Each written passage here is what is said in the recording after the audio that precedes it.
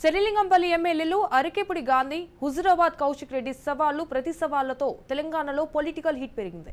కౌశిక్ రెడ్డి ఇంటి వద్ద ఎమ్మెల్యే గాంధీ తన అనుచరులతో కలిసి బైఠాయించారు. ఈ క్రమంలోనే అరకేపుడి గాంధీ అనుచరులు కౌశిక్ ఇంటిపై దాడికి యత్నించారు. దీంతో ఉద్రిక్తత వాతావరణం నెలకొంది. ఎమ్మెల్యే గాంధీతో పాటు పలువురిని పోలీసులు అదుపులోకి తీసుకున్నారు. ఈ ఘటనపై బీఆర్ఎస్ శ్రేణులు మండిపడుతున్నారు. సో ఈ నేపథ్యంలోనే బీఆర్ఎస్ సీనియర్ లీడర్ మాజీ మంత్రి హరీష్ రావు రంగంలోకి దిగినట్లు తెలుస్తోంది. ఈ మేరకు ఆయన ఎక్స్ వేదికగా స్పందించారు. ఇదేం ప్రజాస్వామ్యం, ఇదేం ప్రజాపాలన, ఇదేం ఇందిరమ్మ రాజ్యం అని హరీష్ రావు సీరియస్ అయ్యారు.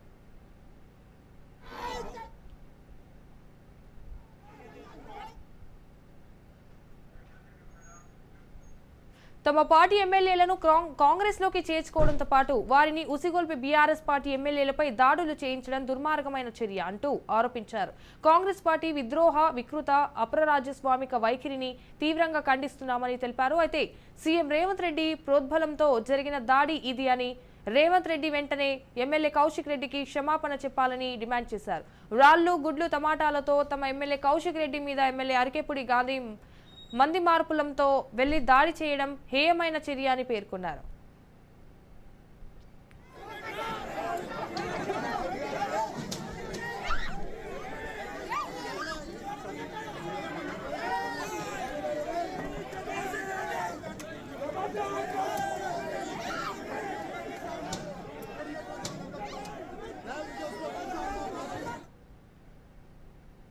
పక్కా ప్రణాళికతోనే ఈ దాడి జరిగిందన్నది సుస్పష్టం అవుతుందన్నారు. ఇంటి మీదకు వస్తామని ప్రెస్ మీట్లో ప్రకటించి అనుచరులతో దాడి చేసినప్పటికీ నిలువరించడంలో ప్రభుత్వం, పోలీస్ వ్యవస్థ తీవ్రంగా విఫలమైందన్నారు.